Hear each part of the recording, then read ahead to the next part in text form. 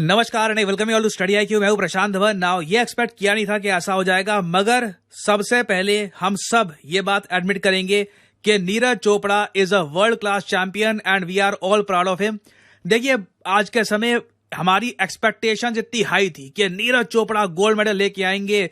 ये एक जो गोल्ड मेडल इंडिया को चाहिए, पिछली बार की तरह टोक्यो ओलंपिक्स की तरह पेरिस में भी यही जीतेंगे gold medal. Unfortunately Neeraj Chopra gold नहीं जीत, मगर याद रखिएगा भारत का जो अकेला सिल्वर मेडल आया है वो नीरज चोपड़ा ही लेके आए हैं and he has been a champion for India. चाहे साउथ एशियन गेम्स देख लो, Asian Games, Commonwealth Games, Tokyo Olympic, Diamond League, World Championship, हर जगह इन्होंने भारत का झंडा लहराया है और गोल्ड मेडल जीत के लाए हैं। ये इस बार पेरिस ओलंपिक्स में अचानक से देखिए कोई भी एक्सपेक्ट कर नहीं रहा था, मगर पाकिस्तान के अरशद नदीम ने जैवलिन थ्रो में ओलंपिक वर्ल्ड रिकॉर्ड तोड़ दिया। ना सिर्फ ये गोल्ड मेडल जीते हैं, इन्होंने 92.97 मीटर की दूरी तक भाला फेंका। एक बार सोच कर देखो, ओलंपिक्स में ना 100 मीटर की एक रेस भी होती है बहुत ही फेमस। आप इमेजिन करके देखिए कि कितना दूर ये लोग जैवलिन थ्रो कर रहे थे। नीरज चोपड़ा ने 89.45 मीटर दूर फेंका है जैवलिन, मगर अरशद नदीम ने ओलंपिक वर्ल्ड रिकॉर्ड तोड़ दिया और इन्होंने पाकिस्तान का अकेला मेडल जीता है, एक गोल्ड मेडल।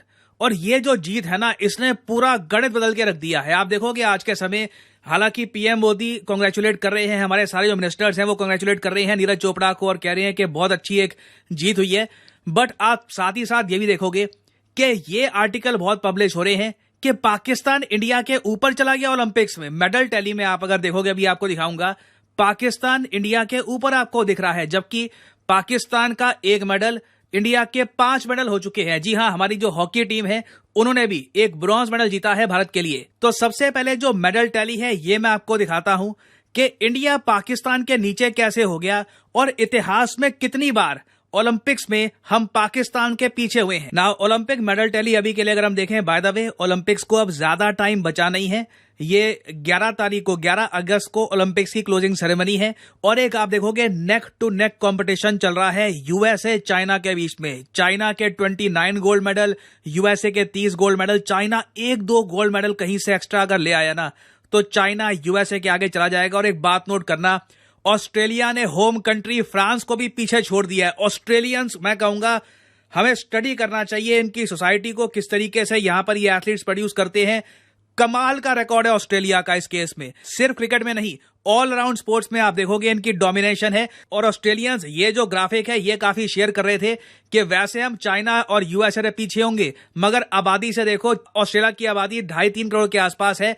तो अगर हम बात करें गोल्ड पर मिलियन की, तो ऑस्ट्रेलिया का गोल्ड पर मेडल आता है आबादी के हिसाब से 1.44 मिलियन का, यूएसए का 12 मिलियन का, चाइना का 56 मिलियन का। और अनफॉर्चुनेटली इंडिया अगर यहां पे होता तो यही होता, 1.34 बिलियन और 0 गोल्ड। क्योंकि अगर हम मेडल टैली में देखें तो हमारे प्यारे भारत को ढूंढने के लिए काफी नीचे स्क्रॉल करना पड़ेगा। इंडिया की रैंक अब हो चुकी है 64, हम टॉप 50 में भी नहीं है। हालांकि 5 मेडल हमारे पास आ चुके हैं, 4 ब्रॉन्ज हैं, 1 सिल्वर है। और मेडल्स क्या आएंगे नहीं आएंगे, देखिए एक रिले रेस है, उसमें देखना होगा कि कुछ हम जीत पाते या नहीं जीत पाते। मुझे जेन्युइनली यहां पर बुरा लग रहा है विनेश फोगट के लिए। अगर वो गोल्ड मेडल ले आती और इंडिया का यहां पर 1 गोल्ड हो जाता ना, इंडिया सीधा यहां पे मैं आपको बता रहा हूं टॉप 50 में आपको दिखता, बल्गेरिया, ऑस्ट्रिया के आसपास। वो हमारे साथ बहुत सारा आप कह लीजिए बैड लक हो गया। पाकिस्तान आप देखोगे इंडिया के ऊपर आपको दिखेगा। रीजन सिंपल है, गोल्ड मेडल की वैल्यू सबसे ज्यादा मानी जाती है। मान लीजिए हाइपोथेटिकली स्पीकिंग, हम लोग 50 सिल्वर भी ले आते ना और 50 ब्रॉन्ज भी ले आते और पाकिस्तान का 1 गोल्ड भी होता या किसी और कंट्री का भी 1 गोल्ड भी होता, तो वो कंट्री इंडिया के ऊपर आपको दिखता। नहीं तो आप यहां पे आप देख पाओगे नॉर्थ कोरिया के भी 6 मेडल है, मगर पाकिस्तान का सिंस 1 गोल्ड निकल गया। गोल्ड ने सब कुछ, यहां पे मैं कहूंगा एवरीथिंग वाज अबाउट गोल्ड। हमारे बहुत सारे मेडल्स आए हैं, बहुत सारे एथलीट्स आप देखोगे रैंक 4 में खत्म हुए हैं। काफी हमारे एथलीट्स बहुत करीब थे मेडल लाने के। आप यही कह लीजिए, अब मैं क्या कहूं, इस बार के हमारे जो ओलंपिक्स हैं डिसअपॉइंटिंग है। जितना पैसा खर्चा था, जो उम्मीदें थी, अब जो भारत बन चुका है, जिस तरीके से बाकी स्पोर्ट्स में हम परफॉर्म कर रहे हैं, क्रिकेट में भी अब हम यहां पर वर्ल्ड कप जीत रहे हैं। उम्मीदें तो थी कि यहां पे एटलीस्ट कुछ 2-3 गोल्ड कुछ तो आता है, यहां पर एक भी गोल्ड ना आ पाना, इट इज डेफिनेटली डिसअपॉइंटिंग। अब यहां पे आप पूछोगे ठीक है, गोल्ड मेडल नहीं आ पाया, मगर पाकिस्तान का कंटेजेंट इतना छोटा था, तब भी ये लोग हमसे आगे निकल गए। क्या ये इतिहास में कभी हो चुका है कि ओलंपिक मेडल टैली में पाकिस्तान इंडिया के ऊपर हो? हाँ, काफी बार हो चुका है, मगर ये बहुत टाइम पहले हुआ था। चलिए आपको हिस्ट्री बताता हूं कि कब कब इंडिया पाकिस्तान के पीछे रहा है ओलंपिक्स में। जब 1960 में रोम में हुए थे ओलंपिक्स, इंडिया का 1 मेडल आया था, पाकिस्तान के आए थे 2 मेडल, पाकिस्तान आगे निकल गया। फिर 1967 मॉन्ट्रियल कनाडा में ऐसा हुआ था, लॉस एंजलिस यूएस में हुआ था। कई ओलंपिक्स इंडिया के ऐसे गए हैं जहां पर खाता ही नहीं खुला, बिल्कुल शून्य मेडल थे। मगर आखिरी बार ना ये सब हुआ था 1992 में। 1992 से लेकर अब तक हो गए हैं 32 साल। तो 32 सालों बाद हम पहली बार देख रहे हैं कि पाकिस्तान इंडिया से मेडल टैली में मोस्ट प्रोबेबली लग रहा है, जो अभी के लिए समीकरण है। अगेन मैं यहां पे एक बात ऐड कर दूं, अगस्त 11 तक ये ओलंपिक्स चलेंगे। एक कहीं से कुछ मिराकल हो जाता है, गोल्ड मेडल कहीं से आ जाता है, उसका मैं कुछ कह नहीं सकता। बट एज ऑफ नाउ, जब 9 अगस्त को मैं वीडियो बना रहा हूं, लग रहा है कि इस लिस्ट में एक और ओलंपिक गेम्स का नाम ऐड हो जाएगा, 2024 पेरिस ओलंपिक्स, जहां पे इंडिया के 5 मेडल होंगे मगर पाकिस्तान का 1 होगा और पाकिस्तान इंडिया के ऊपर फिनिश करेगा। और ये सब नंबर देखकर दुख ज्यादा इसलिए लगता है क्योंकि इससे पहले जब 1992 में आप जाओ, आपको खुद पता है 1992 में भारत की आर्थिक स्थिति क्या थी, हम सबको पता है। गोल्ड भारत के बाहर हमको रखना पड़ा था, आईएमएफ से हेल्प लेनी पड़ी थी। उस वक्त क्या हमने स्पोर्ट्स पे खर्चा होगा, क्या कंटीजेंट होगा हमारा, आप खुद ही समझ सकते हैं। तब से लेकर अब तक आज के समय इकोनॉमिक मसल हमारी ठीक ठाक है। सरकार टैक्स भी खूब सारा वसूल रही है और सरकार ने 470 करोड़ से ऊपर 16 स्पोर्ट्स में खर्चे हैं कि यहां पे 16 जो ये स्पोर्ट्स हैं, particularly athletics, shooting etcetera various sports हैं, यहां से इंडिया गोल्ड लेकर आएगा, कुछ ना कुछ अच्छी परफॉर्मेंस होगी। बट स्टिल डिसअपॉइंटिंग है। मैं यहां पर यही कहूंगा, हालांकि जो हमारे एथलीट्स हैं वो कह रहे हैं आप हमें कंसिस्टेंटली सपोर्ट करिए, परफॉर्मेंस इंप्रूव होगी।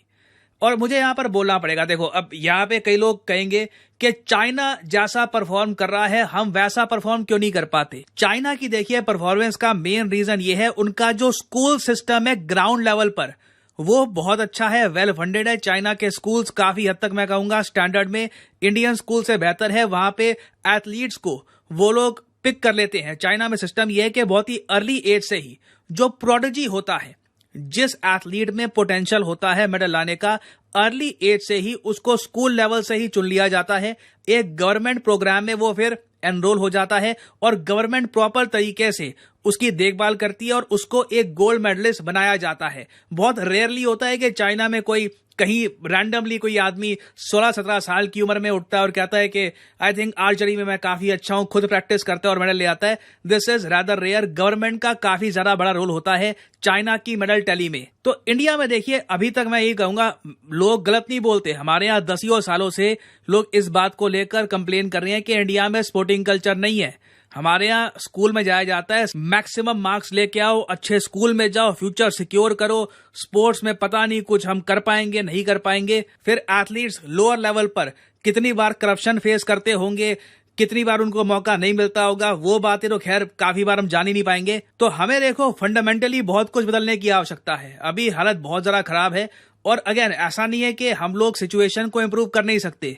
ये जो पेरिस ओलंपिक्स हुए हैं, इंडिया के लिए एक लेसन होना चाहिए कि मेडल लाने का सिंपल ये तरीका नहीं है कि 450 करोड़ रुपए या 470 करोड़ रुपए आपने बस इन्वेस्ट कर दिए और ये कन्वर्ट हो जाएंगे मेडल में।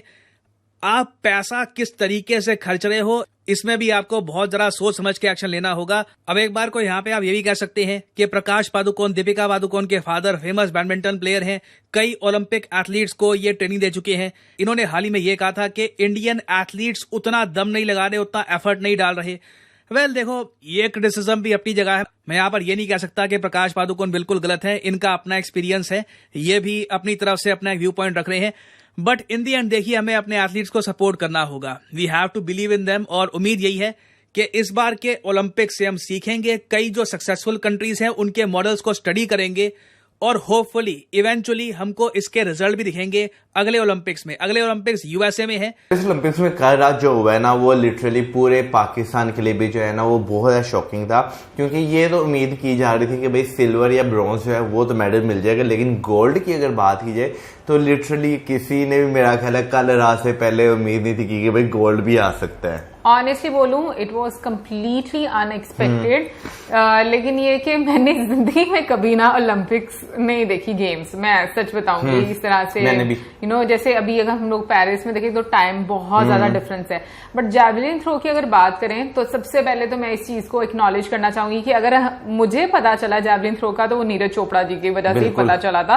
फिर उसके बाद अरशद नदीम जब लाइमलाइट में आए तो आइडिया आना शुरू हुआ। यानी कि मैं ये बात बोलूंगी कि अरशद नदीम से पहले चले जी, वीडियो खत्म हो गई भाई, बहुत इंटरेस्टिंग थी वीडियो। सर ने काफी रिसर्च कर रखी थी और मैं भी देख रहा था भाई साहब कि ओलंपिक में ना पाकिस्तान ने काफी दफा गोल्ड जीते और वो भी ज्यादातर हॉकी में जीते हैं। 4 बार वर्ल्ड कप जीते हैं हॉकी में, और ओलंपिक में भी 3-4 दफा तो हॉकी में ही जीते हैं गोल्ड मेडल। बिल्कुल। और भाई पाकिस्तान वो देख लो भाई, वो एक वो जिस तरह की कहावत भी देते हैं 100 सुनार की 1 लोहार की। आज भाई साहब सुनार जो है वो 100 वाला जो है ना, 1 लोहार की लड़ी है, 1 सुनार की भाई काफी बड़ी हो वो सब भाई अपने अल्फाज भाई मतलब मैं इसलिए ले रहा हूँ कि भाई साहब किसी को तर्क नहीं कर रहे, 1 मेडल नहीं हम कर रहे। मतलब कि चाइना काफी शॉकिंग रहा है, यूएस से बिल्कुल 1 मेडल पीछे, और उन्होंने बताया कि उनकी स्ट्रेटेजी डिफरेंट है। वो स्कूल से टारगेट करते हैं बच्चों के, और उन्होंने मतलब एक अच्छी बेस बनाई हुई है।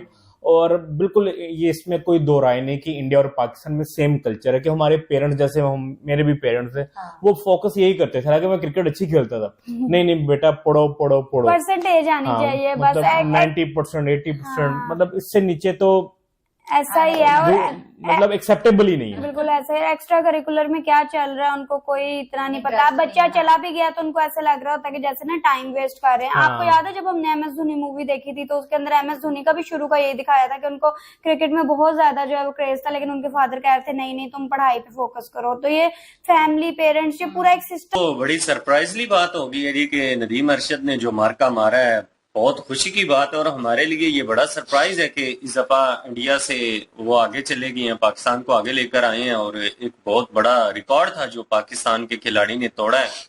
ये बहुत बढ़िया बात है।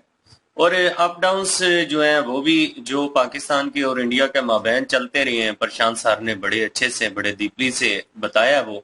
और ऑस्ट्रेलिया की स्पेशली तारीफ की गई है। मैं वीडियो के दरमियान भी सरप्राइज हुआ हूं कि यार वो ऐसी कौन सी उनकी हिकमती अमली है जो उन्होंने अपनाई हुई है कि स्पोर्ट्स के हर मैदान में तकरीबन ऑस्ट्रेलिया जो है ना उसका बेस्ट परफॉर्मेंस ही आता है।